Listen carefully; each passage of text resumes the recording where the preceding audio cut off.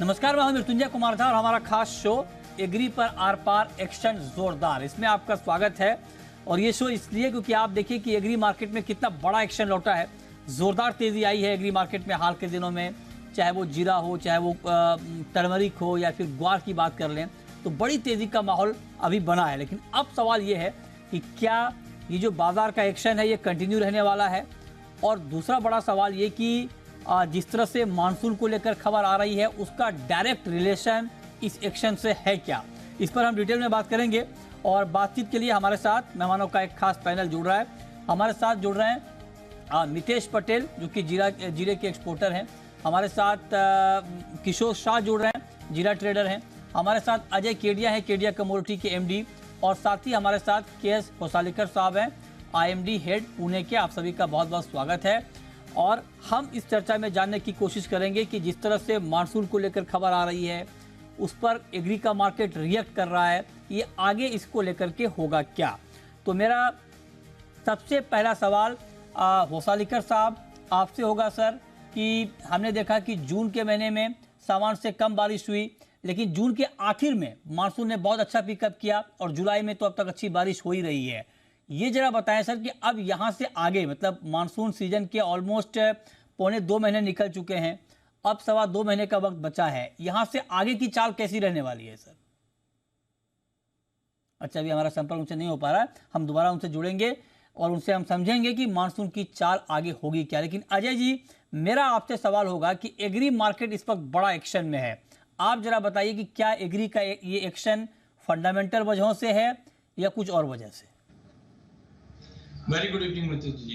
Definitely fundamental तो अपने साथ साथ ही चल रहा है। सब चीजों को लेकर हमने देखा था, पहले जरूर चिंता बनी हुई थी कि मानसून कैसा रहेगा, एल नीनो का जो डर बना हुआ था। अब एज ऑफ नाउ तो हमें ऐसा लग रहा है कि कोई डर नहीं दिख रहा। जैसे हम देख रहे हैं कि महाराष्ट्र में काफी पिछले 4 दिन से अच्छी बारिश है, गुजरात राजस्थान में भी काफी जगह स्प्रेड आउट होगा, तो एज ऑफ नाउ डर नहीं लग रहा। बट अभी भी जैसा बताया गया था आईएमडी में और स्काईमेट में कि जुलाई के अंत से या अगस्त से हम देखेंगे एल नीनो का इंपैक्ट आना चालू हो जाएगा, वो काफी क्रूशियल रोल रहेगा। तो मुझे लगता है एज ऑफ नाउ ज्यादा बारिश की वजह से भी कुछ जगह पे पानी का भराव आया है, उससे क्रॉप को फर्क पड़ता हुआ दिख रहा है, जिसकी वजह से पिछले 7 दिन के अंदर अंदर हमने मोस्टली सभी कमोडिटी में रैली आते हुए देखी। जनवरी से लेकर जून तक के परफॉर्मेंस की बात करें तो एग्री इन्फ्लेशन में हमने कमी देखी थी, लेकिन जून 1 तारीख से अभी तक के अगर हम 1.5 महीने की बात करें तो 1.5 महीने में काफी अच्छा जंप हमने एग्री में आते हुए देखा। तो मुझे लगता है आने वाले 2-3 महीना, एक तो इन्फ्लेशन, दूसरा मानसून को लेकर आगे का एल नीनो का प्रभाव कितना है वो देखना है, साथ में रबी क्रॉप के लिए जो ग्राउंड में वाटर लेवल है वो कैसा रहने वाला, उस पर भी डिपेंडेंसी रहेगा। तो ओवरऑल मुझे लगता है अभी तक जो रैली आई है पिछले 1.5 महीने में वो फंडामेंटली, बिकॉज एक्सपोर्ट्स का जितनी भी कमोडिटी, चाहे हम जीरे की बात करें, हल्दी की बात करें, वहां पे एक्सपोर्ट के नंबर भी अच्छे दिखाई देने लग गए, कंजम्पशन भी धीरे धीरे इंप्रूव हो रहे। तो सभी जगह से फंडामेंटली मुझे लगता है कि एग्री सपोर्टिंग न्यूज जो आ रही है ये पूरे प्राइस को ड्राइव कर रही है टाइमिंग। ओके, ठीक है। तो आप कह रहे हैं कि ये फंडामेंटली ड्रिवन तेजी है एग्री मार्केट में। हमारे साथ केएस होसालीकर साहब जुड़ चुके हैं, हेड हैं आईएमडी पुणे के। होसालीकर साहब, बहुत बहुत स्वागत है आपका। मानसून सीजन का ऑलमोस्ट अगर हम देखें तो जून का पूरा महीना और अब जुलाई का ऑलमोस्ट हम आज हम बात कर रहे हैं जुलाई के आखिर में, मतलब 1.25 महीने का वक्त निकल चुका है सर। अच्छी बारिश हुई है, जो जून की शुरुआत में हमने कम बारिश देखी थी उसकी अच्छी रिकवरी आगे हुई है। अब यहाँ से आगे की चाल आपको मानसून की क्या दिख रही है। यस, पूरा जून महीना जो है वो पूरे भारत देश के लिए जो है वो काफी चैलेंजिंग रहा। अदर देन दी रेनफॉल जो बिपरजॉय ने गुजरात और राजस्थान के क्षेत्र में दिया, उसके अलावा जो दक्षिण भारत में जो बरसात हुई थी उसके ऊपर मानसून पड़ा नहीं। और तकरीबन जून की 23 तारीख के बाद जो है मानसून ने जो है फिर अपना सक्रिय हो गया, इट बिकेम एक्टिव। और अगर आप देखते हो कि पिछले एक ऑलमोस्ट लास्ट 30 डेज मैं समझता हूँ कि मानसून जो है पूरे देश में एक्टिव है, सक्रिय है। और खास करके राज्य की, महाराष्ट्र राज्य की बात करें तो मैं समझता हूँ कि कोंकण और महाराष्ट्र के कुछ हिस्सों में मानसून जो है विगरस है। एज ऑन डेट महाराष्ट्र जो है rainfall, total rainfall normal category में है। पूरे भारत देश का रेनफॉल भी नॉर्मल में है। आपने पूछा है कि किस तरह से आगे रहेंगे। पूर्वानुमान ये है जुलाई महीने के आने वाले सप्ताह के जो बचे शेष दिवस है उसमें हमने कहा है कि मानसून जो है वो जो रेनफॉल पैटर्न है वो एवरेज से नॉर्मल रहने की संभावना काफी ज्यादा है। तो जब जुलाई एंड होगा तो मैं समझता हूँ कि ये आंकड़े और ज्यादा सुधरने के या और ज्यादा इंप्रूव होने की संभावना है। अगस्त महीने का पूर्वानुमान, जो पूरे अगस्त का पूर्वानुमान है, हम इस महीने के आखिर में जरूर बताएंगे, लेकिन जो पूर्वानुमान अभी अवेलेबल है अगस्त महीने के लिए भी, वो भी नॉर्मल मानसून दिखा रहा है पहले 2 सप्ताह में, ये मैं कहना चाहता हूँ। अच्छा, तो आप कह रहे हैं कि मतलब पहले 2 सप्ताह में आपको अगस्त में भी नॉर्मल मानसून दिख रहा है। ठीक है, ये आपने अच्छी बात बताई है मानसून के मोर्चे पर, लेकिन मानसून का डायरेक्ट रिलेशन है एग्री मार्केट से, और हमने देखा है कि जब भी मानसून की खबर आती है उसका सीधा इम्पैक्ट हम एग्री, खास करके ग्वार जैसी कमोडिटी पर देखते हैं। तो अजय जी, आप जरा बताइए, जो बात अभी होसालीकर साहब कह रहे हैं, हालांकि अच्छा एक सवाल उनसे पूछ ही लेते हैं, फिर मैं आपके पास आता हूँ। होसालीकर जी, ये जो खेती वाले इलाके हैं, क्योंकि धान की जो बुआई है उसको लेकर थोड़ी चिंता है, बिहार में आप देख लें, बंगाल में, झारखंड में, आंध्रा में, यहाँ पर बारिश कम हुई है तो धान की खेती पिछड़ रही है। खेती वाले इलाकों में कैसी बारिश देख रहे हैं आगे आप? आपने बिल्कुल, क्योंकि जब मैं कहता हूँ कि आंकड़े नॉर्मल है, लेकिन मानसून का डिस्ट्रीब्यूशन इस साल जो है थोड़ा असिमेट्रिक रहा। ऐसे में अब तक का जो डिस्ट्रीब्यूशन है असिमेट्रिक रहा, ऐसे कह सकता हूँ। खास करके जो राज्य की आपने बात की, उत्तर प्रदेश और बिहार, यहाँ पर अभी भी बड़े बरसात की जो है वो अभी भी उसके लिए हमें थोड़ा वेट करना पड़ेगा, और जिसके कारण जो है ये जो धान की खेती है इसके ऊपर इसका असर हो सकता है मेरे ख्याल से। और एक बात इसमें मैं जोड़ना चाहता हूँ कि मौसम विभाग जो है वो अल नीनो की तरफ भी बहुत गहराई से देख रहा है, क्योंकि जो पूर्वानुमान आ रहे हैं क्लाइमेट के, उसमें ये दिख रहा है कि मतलब जो आंकड़े आ रहे हैं वो दिख रहा है कि अल नीनो जो है वो अब थोड़ा और मतलब तेज हुआ है, ऐसे आंकड़े दिखाई दे रहे हैं। करें तो कि उसके ऊपर भी नजर अलिनो है। आंकड़ों में अलिनो अभी आपको दिख रहा है आगे। एक छोटा सवाल आपसे और कि राजस्थान, चूंकि हम जिस कमोडिटी की बात कर रहे हैं ग्वार की, उसको लेकर राजस्थान बहुत सेंसिटिव इलाका है, तो क्या राजस्थान में शुरुआत में बहुत अच्छी बारिश हुई है? राजस्थान में सर अब यहाँ से आगे कैसी बारिश आप देख रहे हैं?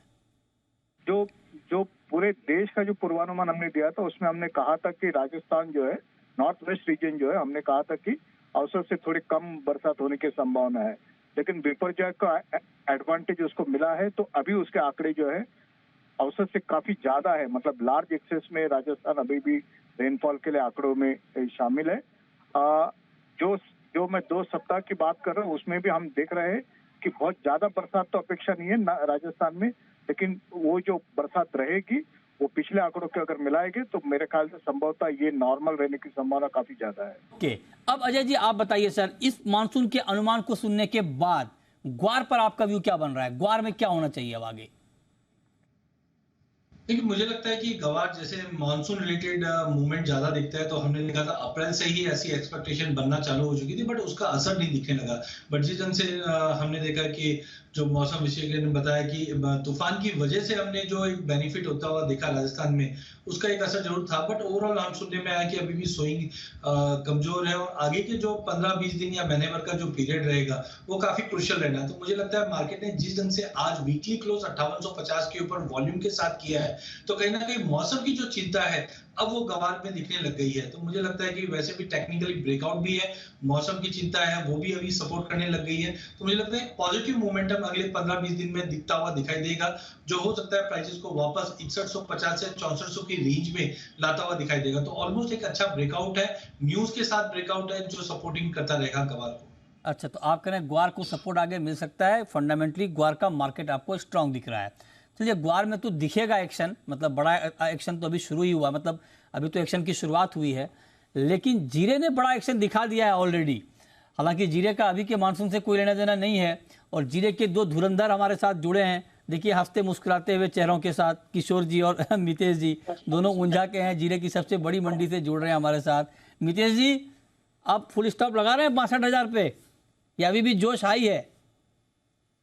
सर ये 624 का एक टारगेट था, इसके पहले भी मैंने जी बिजनेस से एक बात किया था आपसे। उस टाइम पे हम एक अंदाजा लगाया था कि 624, तो आज 623 तक तो पहुंच गया है। पर सर अभी काफी समय आगे, कम से कम 7 महीने का समय बचा है जीरे में, और अभी की अराइवल्स जो मार्केट में सप्लाई का जो गैप दिख रहा है, आज ऊंझा मंडी में 1000 बोरी की अराइवल है, जो आज तक के लाइव यानी सबसे कमजोर अराइवल आज बोला जा सकता है जीरे में। इसके सामने 4000 बोरी के जीरे के ट्रेड हुए हैं। तो ऐसी सिचुएशन अगर 7 महीने कैसे निकालना वो अभी देखना है सर। आगे भी जीरे का फ्यूचर इसके सामने ये अराइवल्स को देखते हुए अच्छा ही दिखता है। अच्छे स्टॉकिस्ट के माल कट गए हैं, किसान के पास से 90 से 95% माल निकल गया है।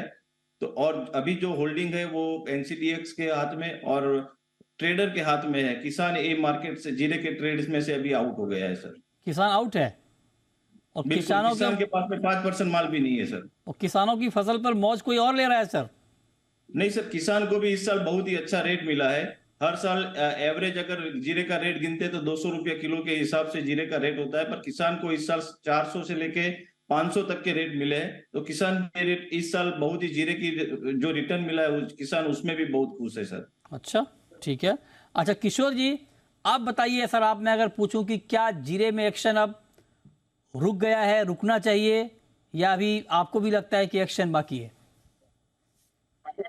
एक्चुअली क्या जीरे के अंदर जो अभी बाजार जो दिखा है वो अराइवल कंपनी से टिका हुआ है, अन्यथा बाजार यहाँ से गिर जाता। अराइवल कमी आ रही क्योंकि अभी एक तो बारिश का मौसम है, आपको पहले ही बता चुका हूँ कि राजस्थान और गुजरात के अंदर बारिश का मौसम है। तो किसान लोग जो होते हैं वो खेत में जुड़े होते हैं कि उनकी खेती करनी होती है, उसके साथ माल इस टाइम कमी आता है हमेशा। माल जो चालू होगा आने के लिए वो 15 अगस्त से बाद चालू होगा। 10-15% जो किसानों के पास माल बचा है उनकी अराइवल होगी।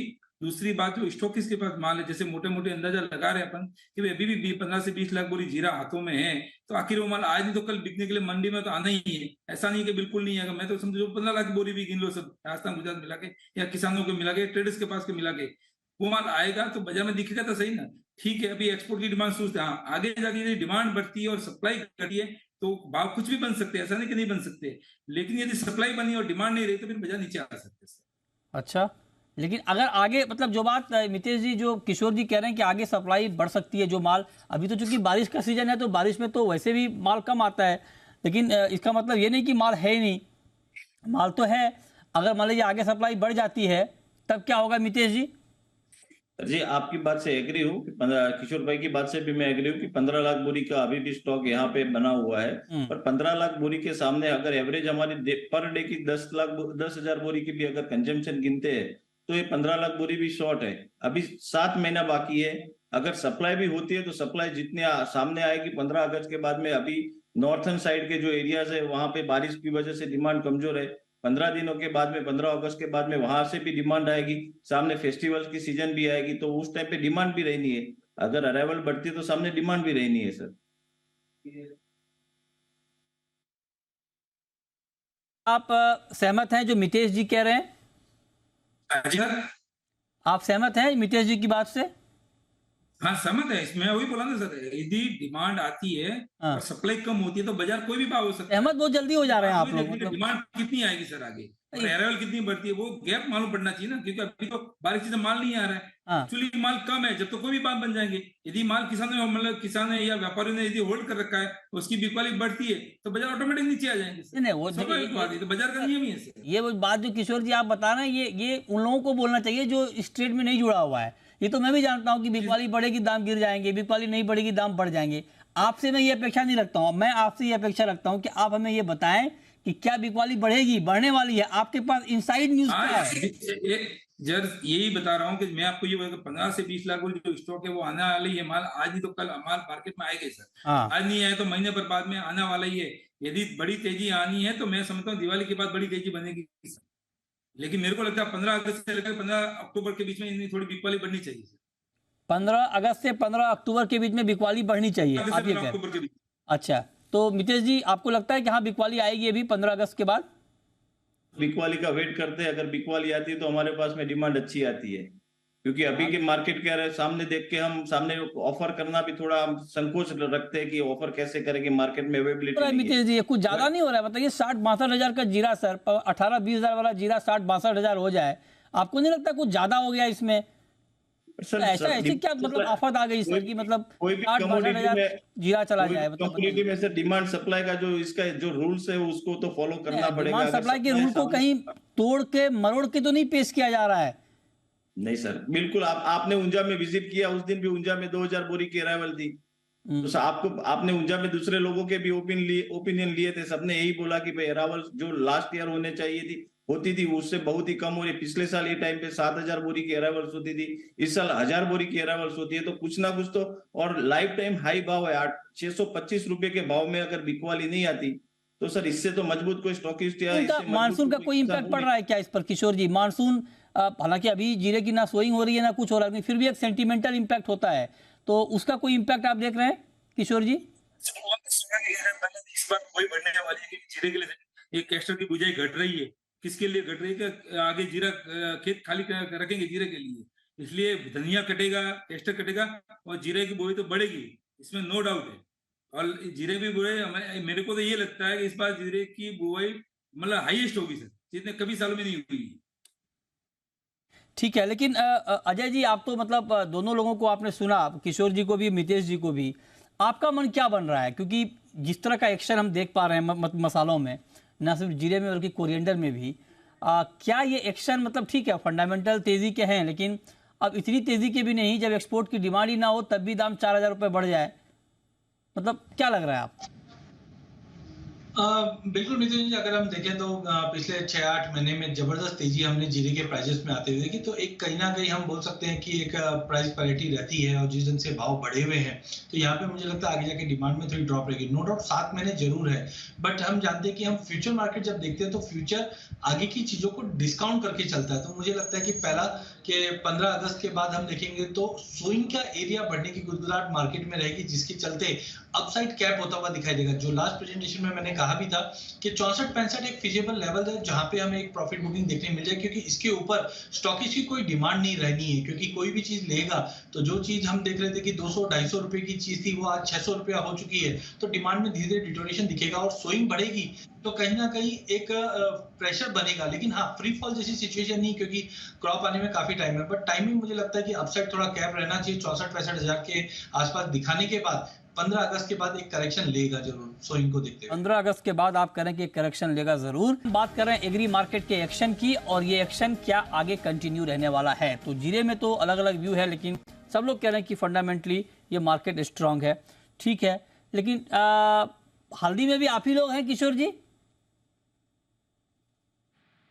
क्या बोले सर, एक बार फिर बोलिए सर। कह रहा हूँ कि जीरा तो तेज है, ये तो देख ही रहे हैं, जीरे पर तो आप लोग बोल ही रहे हैं। हल्दी में दोनों तरफ आप ही लोग हैं या हल्दी में कुछ और हो रहा है? ऐसा नहीं, हम लोग नहीं, हम तो सब ट्रेडर छोटे छोटे, बाकी चलाने तो कोई और है।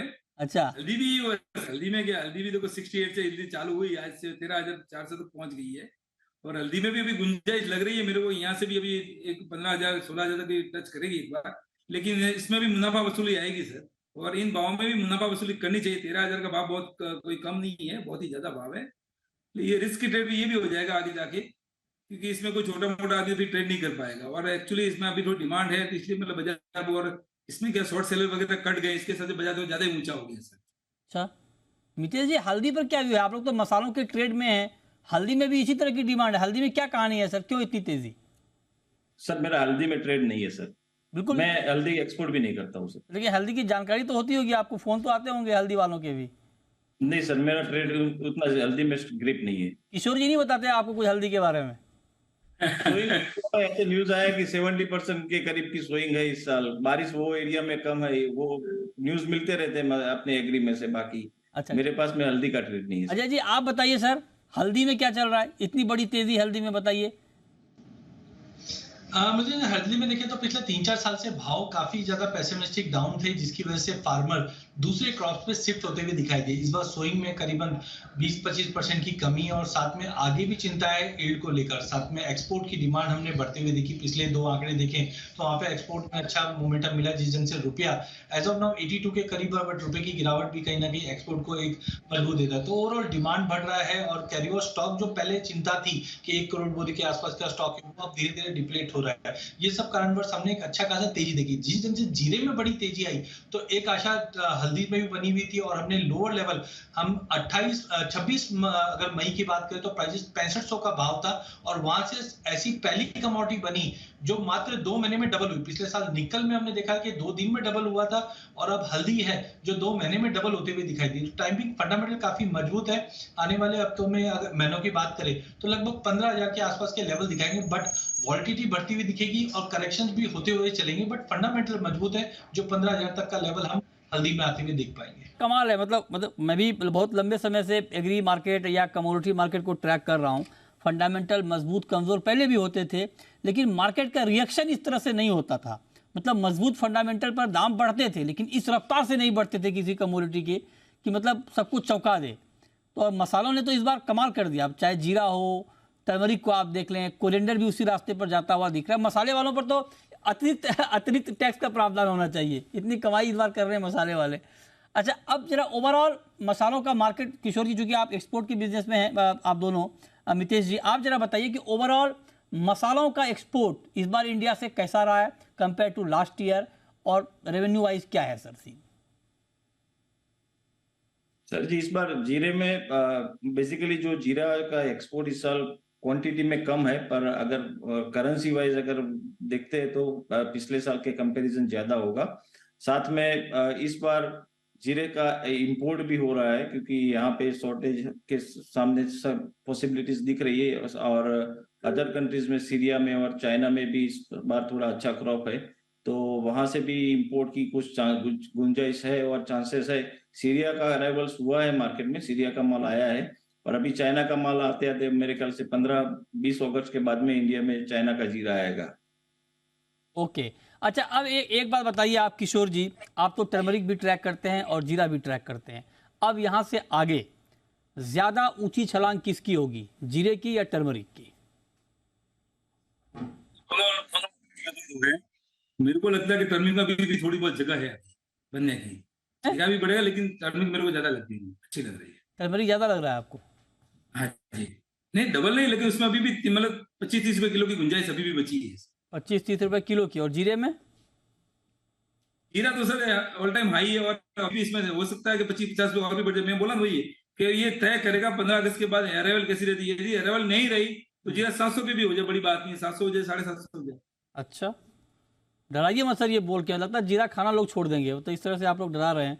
700-750 रुपए। आप जीरा बोला, देखो धनिया, देखो धनिया का स्टॉक इतना बड़ा है सर, हाँ, फिर भी धनिया 20% बढ़ गया सर नीचे भाव से। क्यों, ऐसा क्यों हुआ? स्टॉक होने के बाद भी क्यों बढ़ गया जी? धनिया के दाम क्यों बढ़ गए जब स्टॉक आप कह रहे हैं कि है? हाँ, स्टॉक 70 से धनिया का क्रॉप इस समय 2 करोड़ बोरी के ऊपर का क्रॉप था, और लोगों ने काफी मतलब 75-80 लाख बोरी मतलब स्टॉक किया हुआ धनिया है।